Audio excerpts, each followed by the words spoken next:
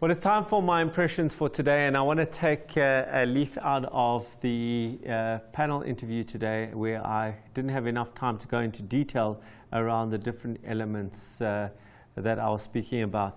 So the 4 elements I spoke of today was, number 1 was to think. Okay, and what that means for me is that actually take the time out, and you'll hear Kumaran talking about this often on the show. Take time out to think about what it is that exactly you want to be doing. In the hectic day-to-day survival of a startup business, we very, very seldom take enough time, quiet time alone, to go and think about what it is that we need to be doing. Number 2 is if you've got a small team, or no, still related to think, is if you've got a small team, take your team with you to think with your team as well. And the last element to think is that I believe that brutality and honesty are the most important 2 words that you need to use when thinking. Be brutal about who you as an organization are in the market and what value you are really bringing. If you are not brutal and honest about that, you're going to come up with some very cliched answers as to what you're going to do. If you're brutal, you'll get richer outcomes and answers to where you need to go. The second element is to choose. Choose now which of the 15 things that you say that you can do should you be doing. And I think there are 4 elements that you need to be thinking about in relation to choosing. Number 1 is what resources do you have? If you've got resources highly available in one particular area, that would lead you more to choosing that particular part of the business.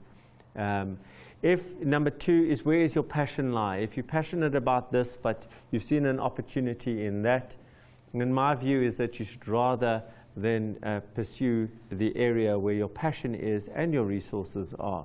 Number 3 is what is the market size available for that particular choice that you have?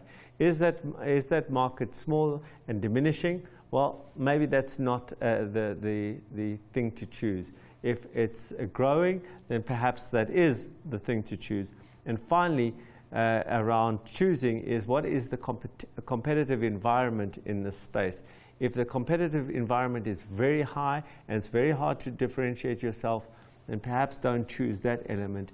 If it's much lower and easier to differentiate yourself, then perhaps that should be your area. The third area is build depth and capacity. And this is now, once you've chosen and you've got your particular resources, now it's about building more resources to support the choice or choices that you have made in terms of where you're going to focus. And that means that we have to prioritize what we're going to build out. So is it that we're going to build out a staffing complement here? Is it that we're going to build out a research capacity? Whatever it is, make sure that you're prioritizing how you're going to build out that depth and capacity. And also related to that is being patient, actually being patient around the time it takes to build the depth. The last point I want to make here is number 4 is hold out. Is when you make a choice to then focus, you're going to have to now be very deliberate on the areas that you've chosen, and that means that there's going to be less income coming from the other places, and that will generally dig a big hole in your cash flow, which you need to anticipate and hold out during that time as the curve starts to recover and then you become profitable. So